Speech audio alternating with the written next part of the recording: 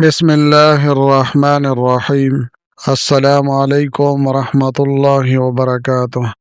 حضرتمندو دا نننۍ وظیفه د سورة النصر وظیفه ده.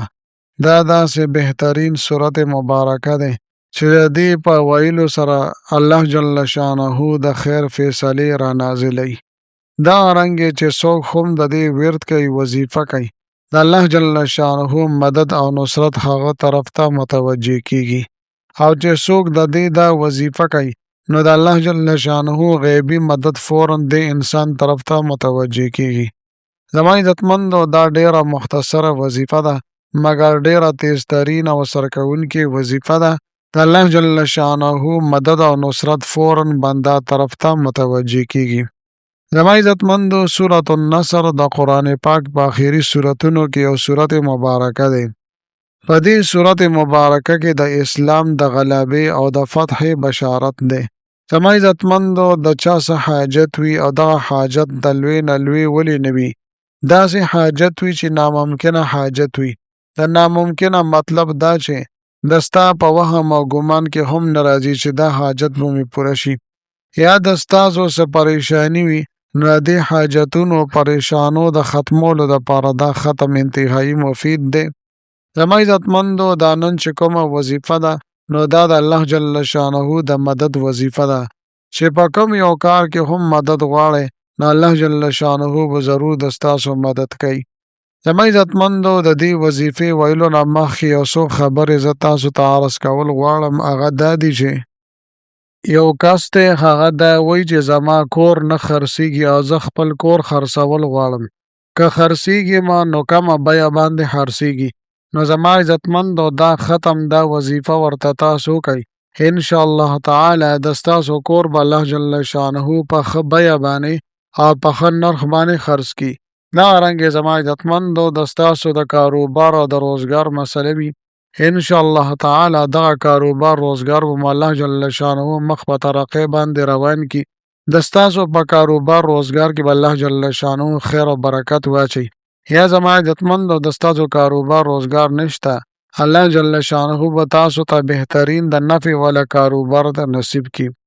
یا زما عزتمندو داسې وروڼه او خویندې چې هغوی باندې قرض ډیر زیات وي، دا قرض که لږ وي او که ډیر وي خو چې تاسو دا ختم وکړئ انشاءالله تعالی د غرونو عمره قرض ولې نه وي الله جل شانه به تاسو ته د هغې د پوره کولو بندوبست وکړي. دغه رنګې زما عزتمندو هغه وروڼه او خویندې چې د هغوی په رشتو کې بندش وي رکاوټ وي نو د دوی دپاره هم دا ختم انتهایی مفید دی. انشاءالله تعالی په بهترین ځای کې به الله جل شانه ورته رشتې ورنصیب کړي. یا زما عزتمندو رشته کیږي نکاح کیږي خو یو طرف نه یا بل طرف نه الګ طرف ته یا جنۍ طرف ته یو کس داسې دی یا دوه کسه داسې دي چې په هغه نکاح باندې نارضا دي. نو زما عزتمندو د دې دپاره تاسو دا بهترین ختم وکړئ انشاءالله تعالی.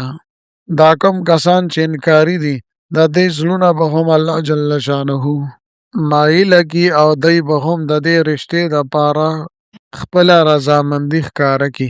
نو زما عزتمند دا صورت مبارکه په اخیری لسو صورتونو مبارکو کې یو خاص صورت مبارکه دی.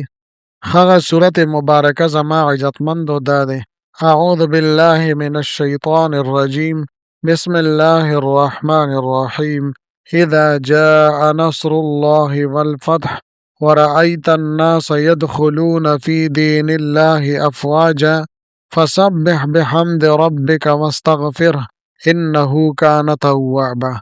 زما عزتمندو دې کې الله جل شانه ارشاد فرمای کله چې د الله تعالی مدد راغو او فتح حاصله شوه نو زما عزتمندو که چېرې تاسو د دې صورت مبارکه د معنی ته د ترجمې ته خیال وکئ نو دې کې هم د فتح د مدد او د نصرت ذکر دی. نو زما عزتمندو دا دومره بهترین او عظیم الشانه وظیفه ده چې د الله جل شانه د کلام پاک د یو صورت مبارکه یو خاص وظیفه ده. الله جل شانه په دې کې څومره ډېر لوی طاقت او برکات او اثرات اچولی وي.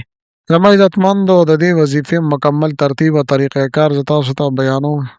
که چېرې زما چینل مو لا تر اوسه پورې سبسکرایب کړي نه وي نو برای مهرباني دا چینل سبسکرایب کړئ. سبسکرایب سره خوا کې د ټلې والے نشان دی دا تاسو کلیک کړئ سلیکټ آلی کړئ د دې دپاره چې د هر راتلونکي ویډیو نوټیفیکیشن تاسو ته ملاویږي.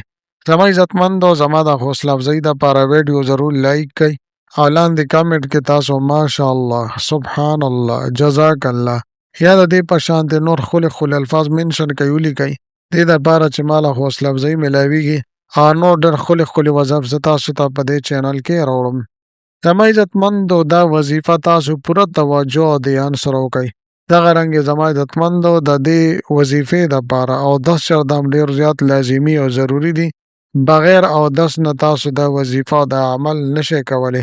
دا دومره مبارک عمل دی دا دومره مبارک ختم دی چې تاسو هم د الله جل شانه نه څه هم وغواړئ او د څه دپاره الله جل شانه ته لاس ونیسئ الله جل شانه ته لاس اوچت کئ د ستاسو لاس به الله جل شانه خالی نه واپس کوي. دغه رنګې زما عزتمندو د ستاسو څومره مسایل دي مشکلات دي تکالیف دي دغه مشکلات او دغه تکالیف الله جل شانه د ستاسو ختم کی په ژوند کې به الله جل شانه عظیم الشان خیر او برکات را نازل کی. زما عزتمندو د دې وظیفې ترتیب او طریقې کار دا دی چې اول به صحیح طریقې سره اودس چردام وکئ. کله چې مو اودس چردام وکړ نو د هغې نه پس به بیا تاسو قرآن شریف را واخلئ یا تاسو ته په یادو باندې دا صورت مبارکه یاد وي که یاد نه وي نو قرآن شریف به را واخلئ. د ټولو نه پیله اول به تاسو 11 مرتبه 11 پیرې درود شریف ولولئ.